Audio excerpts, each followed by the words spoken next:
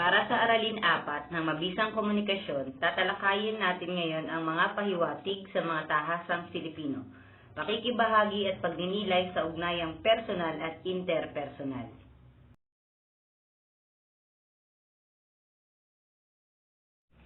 Sa pagtalakay ng ating sariling kultura at wika, ang araling ito ay nakatuon sa pahiwatig sa mga tahasang Filipino, pakikibahagi at pagninilay sa ugnayang personal at interpersonal. Ang mga Pilipino ay likas na nagbabahaginan ng malalim na kahulugan kahit sa kaunting salita o kilos lamang. Sa araling ito, ating hihimayin kung paano nagiging tulay ang pahiwatig sa pagpapatatag at pagpapalalim ng ating pakikipag-ugnayan sa ating sarili at sa ating kapwa.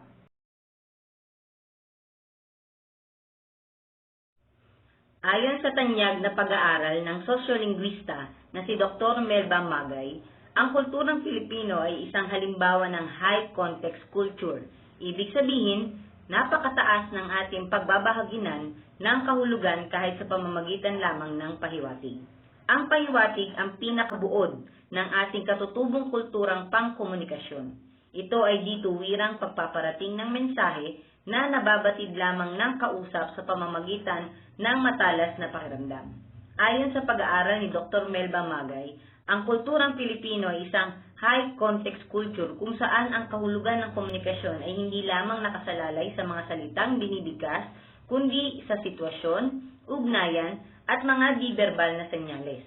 Ang pahiwatig ang nagsisilbing pinakabuod ng ugnayan ito. Ito ang isang di-tuwirang paraan ng pagpapahayag upang mapangalagaan ang damdamin at dignidad ng kapwa.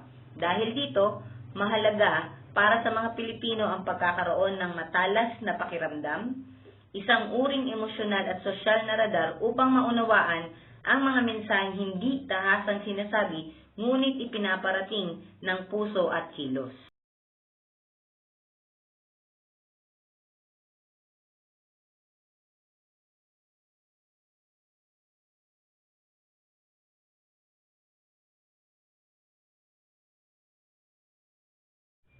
Ano nga ba ang kahalagahan ng pag-unawa sa mensahe? Dako tayo sa mabisang pagpapakahulugan, pakikilahok at pagpapahayag. Una, mabisang pagpapakahulugan, decoding o interpretation. Ito ang kritikal na kakayahan ng isang mag-aaral na basahin ang kahulugan sa likod ng mga salita. Ang mabisang pagpapakahulugan ay ang kakayahan ng mag-aaral na unawain ang totoong mensahe sa likod ng mga salitang hindi direktang sinasabi. Dahil likas sa Pilipino ang paggamit ng pahiwatig, hindi sapat na makinig lamang sa binibigkas ng kausap. Kailangan ng matalas na pakiramdam upang suriin ang tono ng boses, kilos at kabuuang sitwasyon upang makuha ang tunay at malalim na kahulugan ng ipinapahayag. Ikalawa, mabisang pakikilahok, participation or engagement.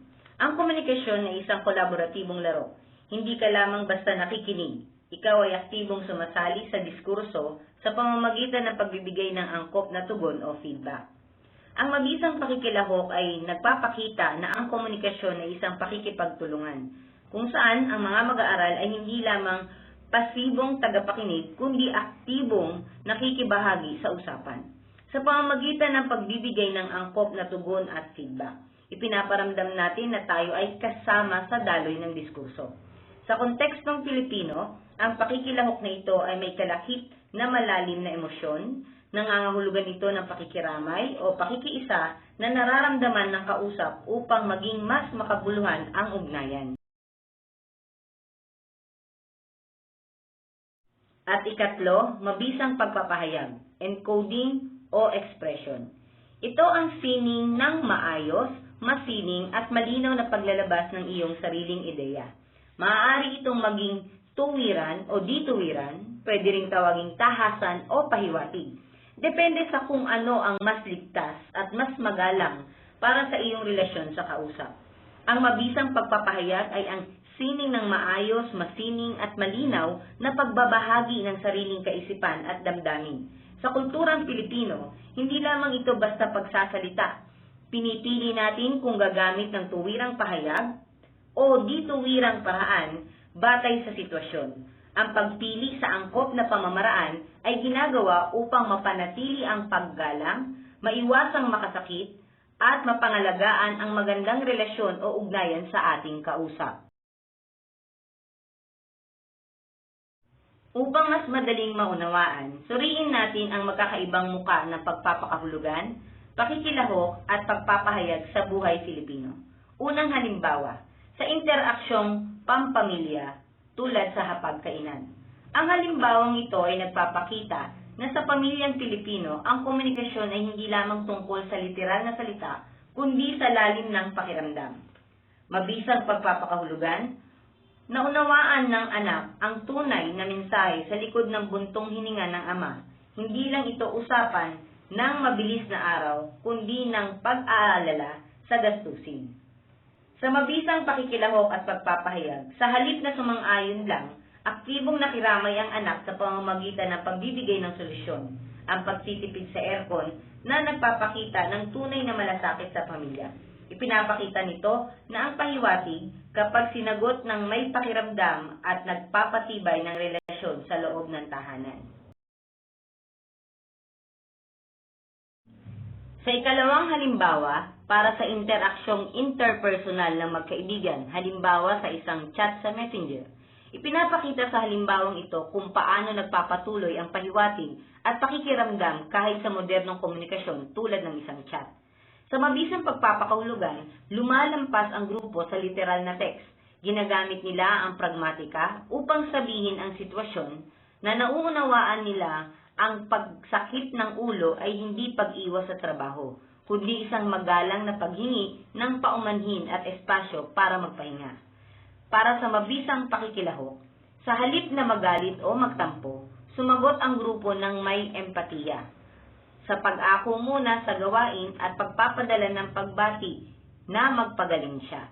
Ipinapakita nila ang tunay na pakikipagkapwa at suporta sa kanilang kaibigan. Ipinapakita nito na ang online chat kahit walang boses o mukhang nakikita ay nagiging makabuluhan pa rin kapag may matalas na pakiramdam sa kalagayan ng kapwa. At para sa ikatlong halimbawa, sa sitwasyong pang-akademiko tulad sa nagaganap sa isang klase, ipinapakita ng halimbawang ito na sa loob ng silid-aralan ay maaaring magkaroon ng pahiwatig at pakikiramdam ng may mahalagang kasangkapan para sa guro upang mapanatili ang disiplina ng may paggalang. Mabisang pagpapakahulugan ng guro ay maaaring pumasok sa binabasa ng guro ang di-verbal na kilos ng isang mag-aaral gaya ng pagtingin sa relo at pagdilikpit ng mga gamit. Sa halip na unang husgahan ito, ay maaaring unawain ng guro ang pahiwatig ng mag-aaral na ito'y nagmamadali o maaaring naiinip ang mag-aaral. Sa mabisang pagpapahayag at pakikilahok, maaaring ipakita ng guro ang sining ng magalang na pahiwatig. Sa halip na manigaw o magalit, ay gumamit siya ng malumanay na paalala tungkol sa oras at gawain. Sa paraang ito, muli niyang makukuha ang atensyon ng klase at maiparating ang mensaheng mag-focus muna tayo sa ating gawain nang sa gayon ay mapatuloy at matapos ito sa oras.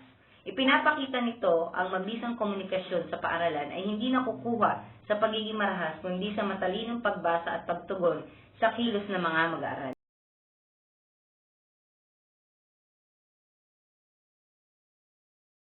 Dumako naman tayo sa pagtalakay ng verbal at di-verbal na komunikasyon.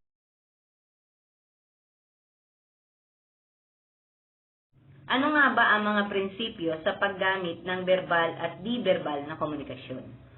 Upang maging matagumpay ang pakikibahagi ng isang Pilipino sa kanyang ugnayang personal at interpersonal, kailangan niyang masterin ang dalawang pangunahing anyo ng komunikasyon.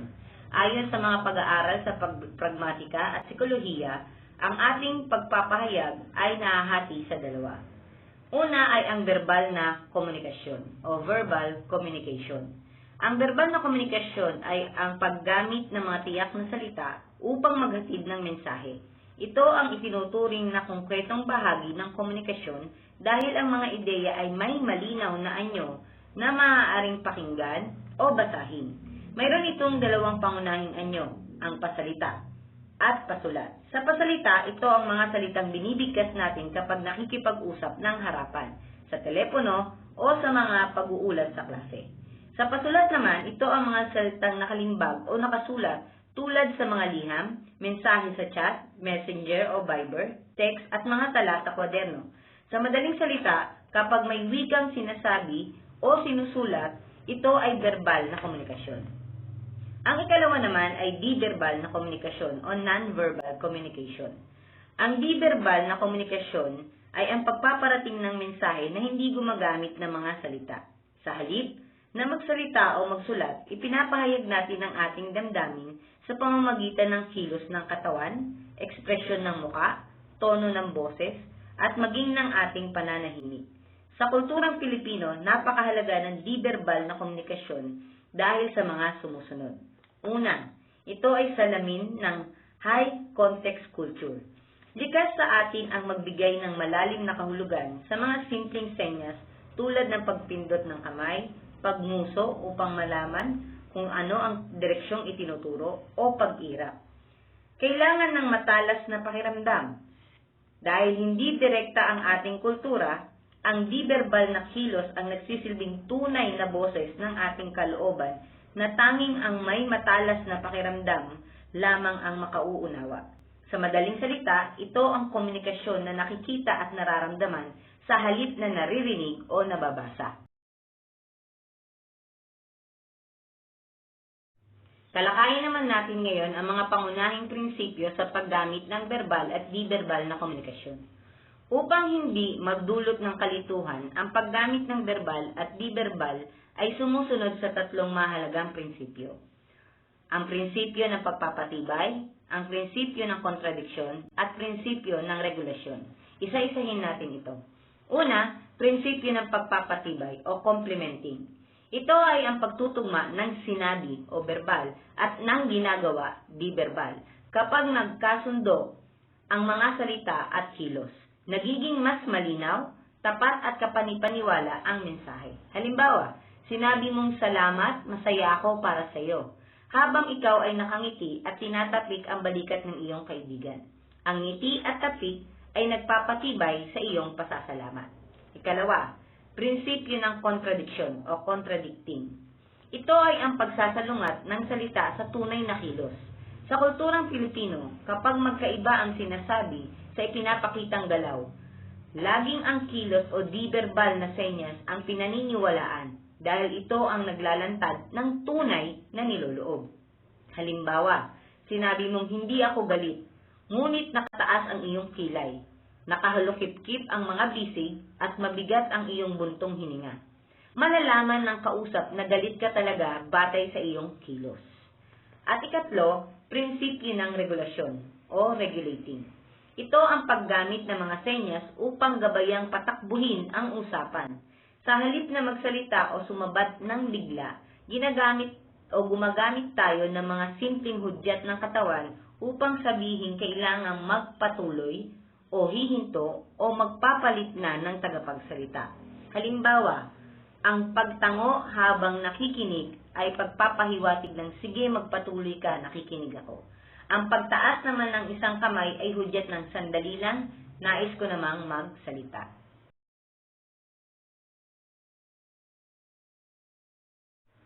Ano nga ba ang mga hamon sa di-verbal na komunikasyon?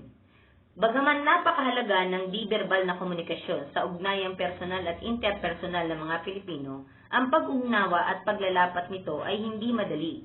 May mga partikular na hamon o sagabal na kinakaharap ang mga mag-aaral sa pagbasa at pagpapakita ng mga di-verbal na pahiwatig.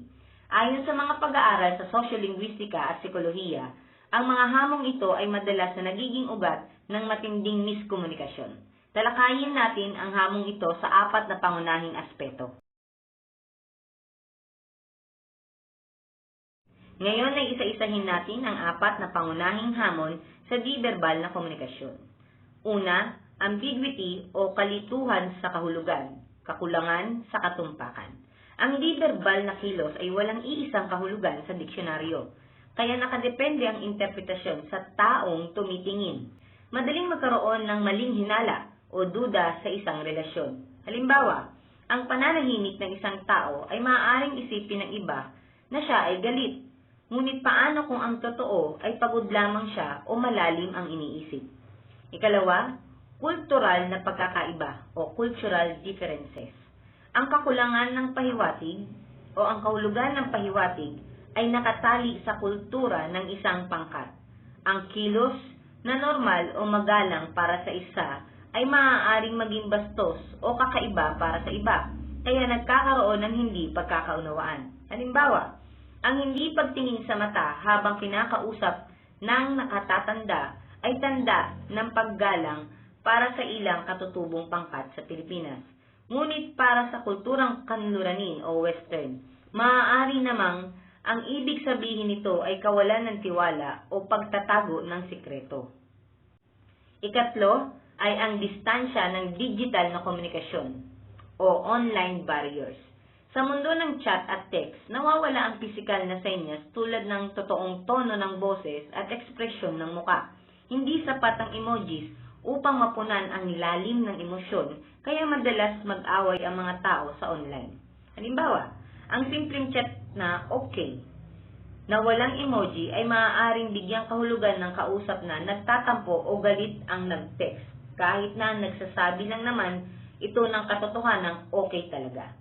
At ikaapat, kawalan ng sensitibidad o mababang pakiramdam, lack of emotional intelligence. Maraming kabataan ngayon ang nasasanay sa literal na salita at mabilisang chat, kaya nagiging manhid ang kanilang emotional na radar o emotional intelligence. Nahihirapan silang magbasa ng mga damdaming hindi tahasang binibigkas. Halimbawa, hindi napapansin ng isang mag-aaral ang sunod-sunod at malalalim na buntong hininga ng kanyang katabi na nagpapahiwatig na nai-stress ito o nahihirapan na ito sa ginagawang proyekto.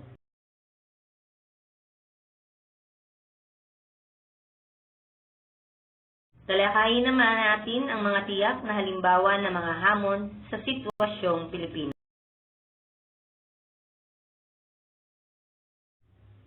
Para sa halimbawa, sa hamon ng ambiguity o kalituhan sa interaksyong interpersonal, ipinapakita sa isang senaryo kung paano nagiging sanhi ng maling hinala at hindi pagkakaunawaan ang di-verbal na komunikasyon dahil sa kawalan nito ng iisang tiyak na kahulugan. Ang sitwasyon, halimbawa, habang nagpapakita ng ulat, napansin ng isang mag-aaral na ang kanyang matalik na kaibigan sa kabilang upuan ay nakayuko, nakahalokip-kip at hindi tumitingin sa kanya. Ang kakulangan sa katumpakan nito ay ang pagyuko at paghalokip-kip ay isang malabong senyas o ambiguous signal. Walang kasamang salita ang kilos, kaya malawak ang puwang para sa iba't ibang hinala. Ano ang psikolohikal na epekto nito? Dahil walang matalas na pakiramdam sa tunay na kalagayan, ang unang iisipin ng tao ay ang negatibong interpretasyon na nakatali sa kanyang sariling takot o pagdududa, gaya ng pag-aakalang galit siguro sa akin ang kaibigan ko. Ano ngayon ang solusyon sa hamong ito? Pinatutunayan nito na sa buhay Pilipino, hindi sapat na hulaan lang ang kilos upang malagpasan ang ambiguity. Kailangang magtanong ng maayos, verbal na komunikasyon, o suriin ang kabuuang konteksto upang hindi masira ang relasyon dahil lamang sa maling akala. Ikalawang halimbawa para sa hamon ng kultural na pagkakaiba sa sitwasyong pang-akademiko.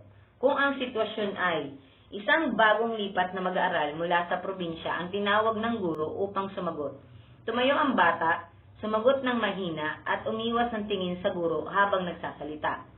Ano ang hamon nito sa komunikasyon?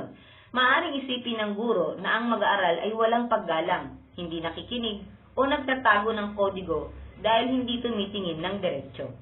Ngunit ang katotohanan sa kultura ng probinsyang pinagmulan ng bata, ang pag-iwas ng tingin sa nakatatanda o may otoridad ay tanda ng mataas na paggalang at pagpapakumbaba.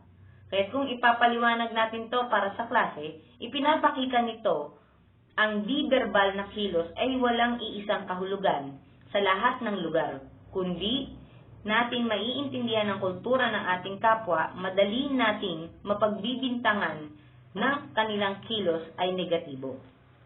At para naman sa ikatlong halimbawa, para sa hamon ng digital na komunikasyon, tulad sa messenger o group chat. Pwedeng ang sitwasyon ay nagpadala ng mensahe ang leader sa kanyang miyembro. Pakipasa na po ang file ngayon para maipasa natin kay ma'am. Sumagot ang miyembro ng maikli at walang emoji. Okay. Ang hamon sa komunikasyon nito, dahil walang kasamang para-language, tono ng boses o ekspresyon ng muka, na mararamdaman ng leader ay galit o napipilitan o bastos ang kanyang miyembro. Samantalang ang katotohanan ay nagmamadali lang ang leader dahil sumasakay pa siya sa jeep, o nagmamadali ang miyembro dahil sumasakay pa siya ng jeep, o kaya ay sanay lang talaga siyang mag-type ng maiikling sagot. Kung titingnan natin ngayon, dahil walang boses at walang muka ang chat, nawawala ang emosyon. Kaya't ang simpleng okay ay nagiging tunog cold o galit na nagpapatunay na ang teknolohiya ay madalas maging hadlang sa malalim na pakikiramdam.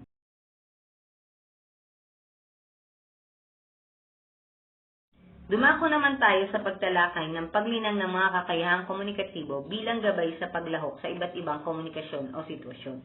Upang malampasan ang mga hamon ng malabong pahiwatig o di-verbal na sagabal, ang isang mag-aaral ay kinakailangang magkaroon ng mataas na kakayahang komunikatibo o communicative competence.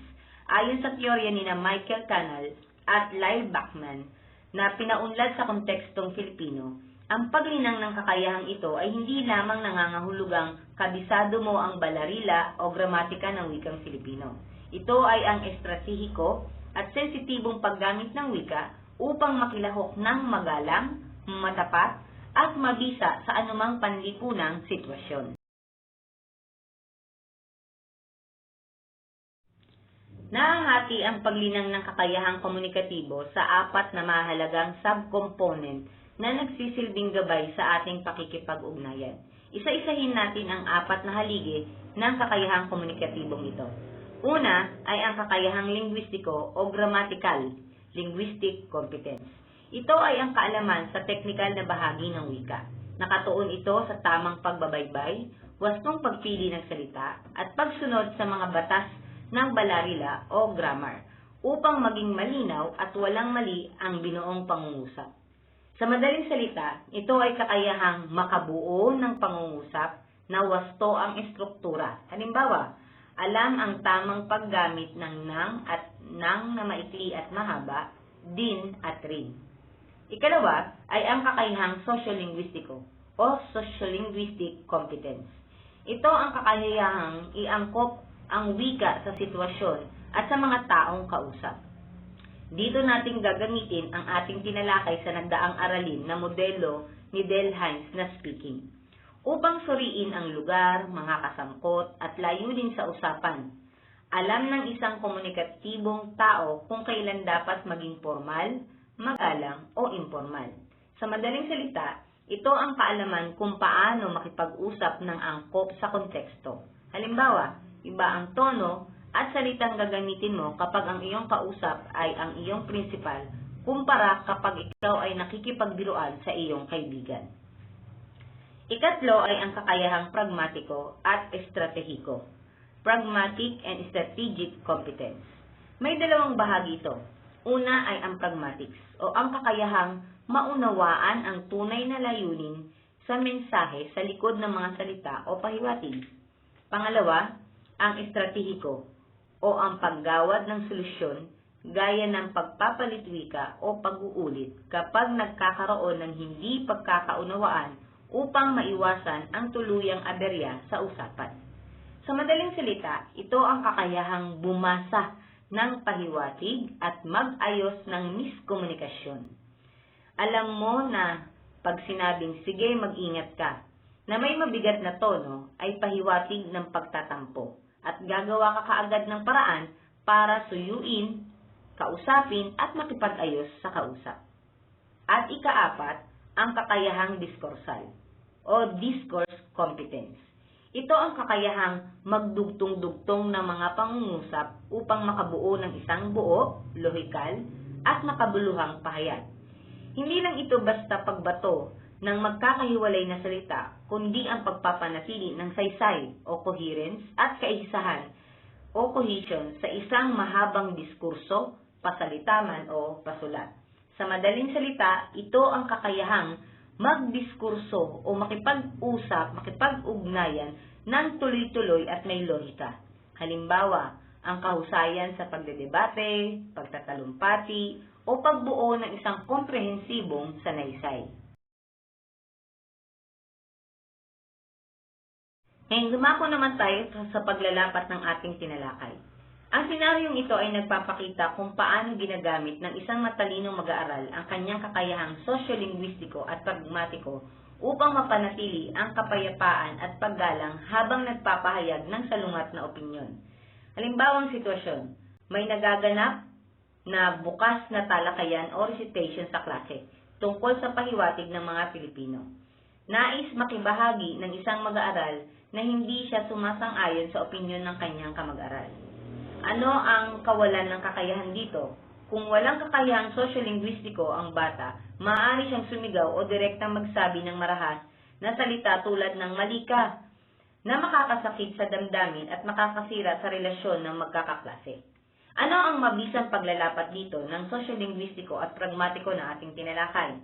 Dahil alam na mag-aaral ang konteksto ng formal na talakayan sa paaralan, sosyo-linguistiko, at sensitibo siya sa amor proprio o damdamin ng kapwa, pragmatiko, pinili niyang magpahayag ng may taktika at paggalang. Ano ngayon ang lalabas sa pahayag niya o wastong estratehiya? Ganito ang sasabihin ng mag-aaral. Maganda po ang iyong punto. Subalit sa aking palagay at sa aking karanasan po ay, at ibibigay niya ang kanyang sariling opinyon.